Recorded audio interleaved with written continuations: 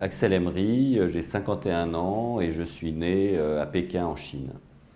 J'ai souhaité surtout pouvoir témoigner de ma passion pour le football depuis des années et en plus comme il y a cette relation intime entre le musée et le football, ça permet un peu d'unir ces deux passions que j'ai depuis toujours pour l'art et pour le football. Alors hélas, je n'ai pas cet objet matériellement parce que je ne sais pas dans quel tiroir il se trouve, mais c'est un objet qui a une grande présence et une grande valeur pour moi. Il s'agit de chaussettes hollandaises. C'était un jour de juin 1998, donc pendant cette Coupe du Monde qui a apporté tant de bonheur aux Français à l'époque.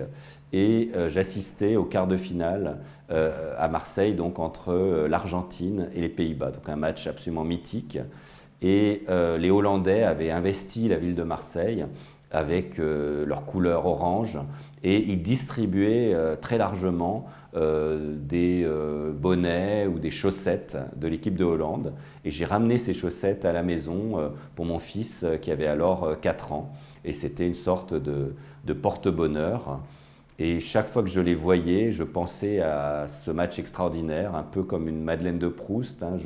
Je retrouvais l'atmosphère d'une journée de juin à Marseille, d'une ville entièrement orange, d'un stade Vélodrome bondé de Hollandais et avec quelques Argentins.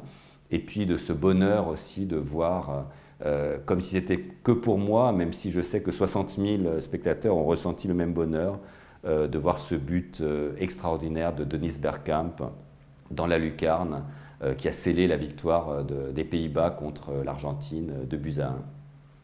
Comme beaucoup de personnes de ma génération, c'est l'épopée des Verts de Saint-Étienne qui a nourri un peu mon imaginaire d'adolescent, même de jeune garçon, puisqu'on sortait d'une sorte d'hiver du football français, on était moins bon techniquement, moins bon physiquement, et donc on prenait des raclées contre tout le monde. Et les Verts, avec un football ouvrier, un football de formation, a prouvé que finalement un club français pouvait lutter d'égal à égal avec des grands clubs européens, le Bayern de Munich entre autres. Et ça a été un réveil. Et ce réveil a ensuite été suivi par l'épopée des Bleus autour de Michel Platini, de Giresse, de Bossis, de tous ces joueurs absolument extraordinaires. Une équipe encore beaucoup plus belle à voir jouer que celle de 98.